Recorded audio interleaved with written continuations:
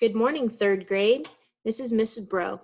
Today we're going to do an error analysis of the standard 3OA7. This standard has to do with equal groups and skip counting. You've had a great week of reviewing and we've seen some improvement. Today we're going to keep practicing and look at how we can use skip counting to help us with our multiplication and division. Do you remember what skip counting is? And how do we use it when we multiply or when we divide?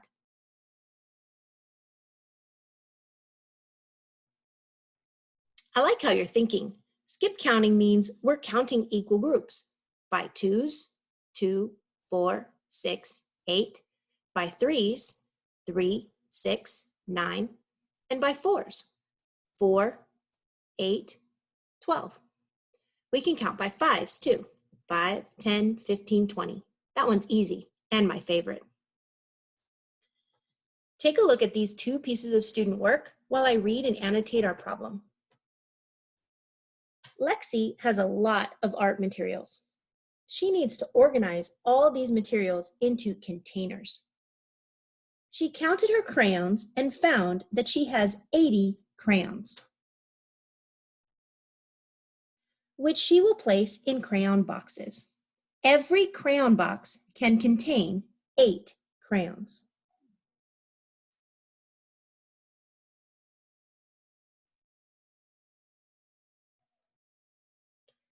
How many crayon boxes does she need? How many crayon boxes does she need? Let's look at these two pieces of student work. We have student A and student B.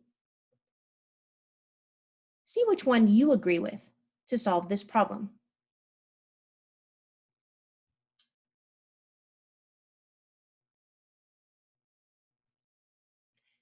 It looks like most of us agree with student A.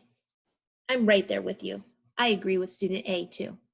Let's see what student B did and why it's not on the right track. Student B set up a subtraction equation showing 80 and subtracting 8 to get 72. She says she needs 72 boxes. Now we said at the start of this lesson, we were going to be using equal groups and multiplication and division. Did student B use equal groups? If you said no, you were right. This problem is presented and should be a division problem. You can see that she has a total of 80 crayons. She's going to place them in crayon boxes, which are our groups. Every crayon box, every group will contain 8 crayons, an equal number in each group. How many crayon boxes or how many groups does she need? So student B is incorrect. Let's look at what made student A correct. You can see that student A has equal groups. Student A has the same amount in each group, 8. And you can see that not only did student A draw a picture, but they used skip counting to count up to our total, which was 80. Let's follow and see if we can skip count too. 8, 16, 24, 32, 40, 48, 56, 64, 72, and 80. After they counted out by 8s, skip counting, student A wrote that there are 10 groups of 8, which is 80. So she needs 10 boxes because there are 10 equal groups. This problem can be solved with multiplication, 10 groups of 8, or by division. 80 divided by 8 is 10. When solving a problem and using multiplication or division, we can do a few things. Let's name them. When solving a division problem, we should use a strategy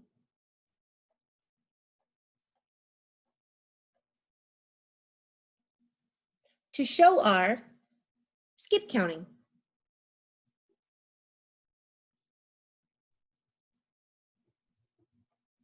That will help us keep track.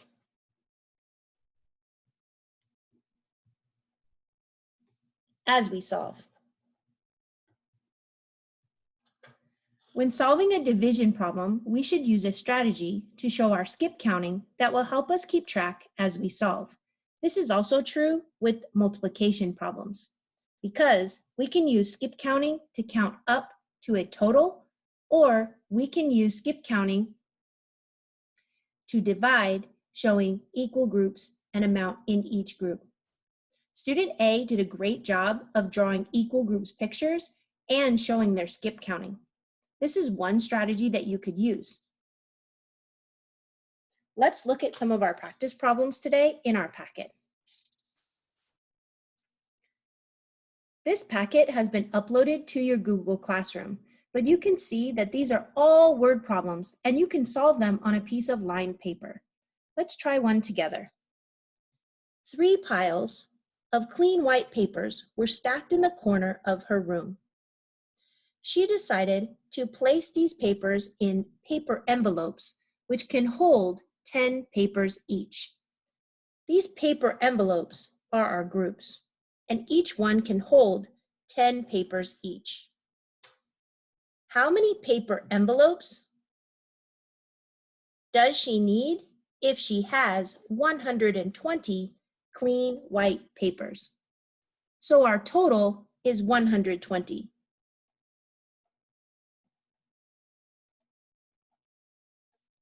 We need to divide that or share that into paper envelopes. We don't know how many paper envelopes we need, but we know that each envelope can hold 10 papers. So we're going to divide that total by 10 papers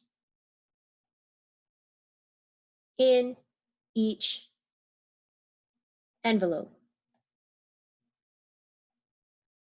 is equal to blank envelopes.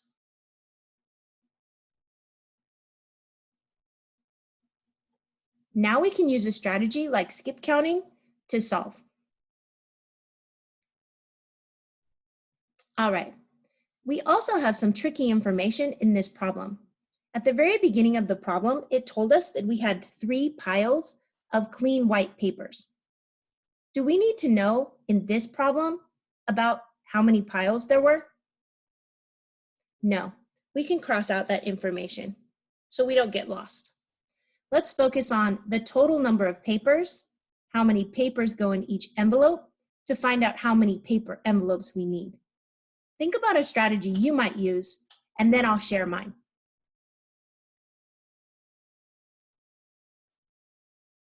Did you get yours? Let's see if it matches. I know that there are 120 papers, and 10 papers can go in each envelope, so I'm going to skip count by 10. Was that what you were going to do too? Great. Here we go. Let's count. 10, 20, 30, 40, 50, 60, 70, 80, 90, 100. Remember, we're counting by tens, so the next one would be 110, and the last one would be 120. I counted by tens, and I stopped at 120, which is my total. Now I can count the number of times I skip counted or the number of groups. I'm going to switch my pen color so you can see. Let's count the groups. 1, 2, 3, 4, 5, 6, 7, 8, 9, 10, 11, 12.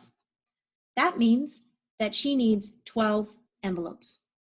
This is one way that you could solve this problem using skip counting. There are some other ways too, and I'm sure your teacher would love you to share them during office hours. You can answer these questions on a piece of lined paper, or you can print this packet out if you have a printer at home. The last page is your exit ticket. This is also going to be a Google Doc that you can complete and submit to the Google Classroom. You can also take a picture of your work here so that you can share that with your teacher during office hours or attach it to your assignment when you turn in. Thanks for joining me with Error Analysis Reteach. Happy math!